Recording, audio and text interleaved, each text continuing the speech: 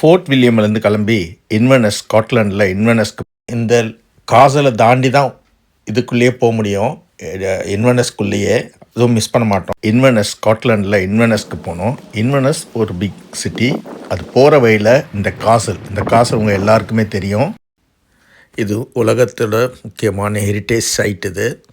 இது அப்படியே ப்ரிசர்வ் பண்ணி வச்சுருக்காங்க. இது முக்கியமாக பார்க்க வேண்டிய சைட். ஒரு லேக் உள்ளே இருக்கும். அப்புறமா நாங்கள் ஹோட்டலில் தங்கிட்டோம். பக்கத்துலேயே பெரிய ஃபால்ஸ் ஒன்று இருக்கும், பியூட்டிஃபுல் ஃபால்ஸு.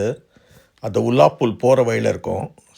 அதே மாதிரி இந்த மெயினான நைட்டு போயிட்டு இன்வெர்னஸ் சிட்டி சென்டர் போய் பார்த்தோம். இன்வெர்னஸ் ரொம்ப சின்ன ஒரு ஊர், இண்டஸ்ட்ரியல் ஏரியா, ஹார்பர்லாம் இருக்குது.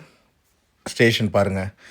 நாங்கள் போன அன்றைக்கி பின் ட்ராப் சைலண்ட்டாக இருந்தது, ஏன்னா கிறிஸ்மஸ்க்கு முந்தின நாள். அதனால் கேம்பர் வேனில் போயிட்டு ஹோட்டலில் ரூம் எடுத்து தங்கிட்டு பேக்கெல்லாம் போட்டுட்டு 24th நைட்டு அப்படியே சுற்றி பார்த்தோம். மார்னிங் எழுந்தோம்.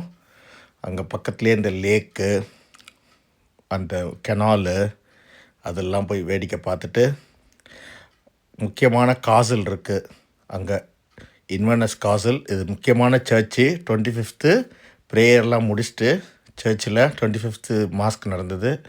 போய் ப்ரேயர்லாம் முடிச்சுட்டு அப்படியே பியூட்டிஃபுல் ரிவர் ஒன்று போகும், அப்படியே கடலில் போய் கலக்கும், அழகாக இருக்கும். அந்த லேக்லேருந்து இந்த சர்ச்சில் தான் போனோம்.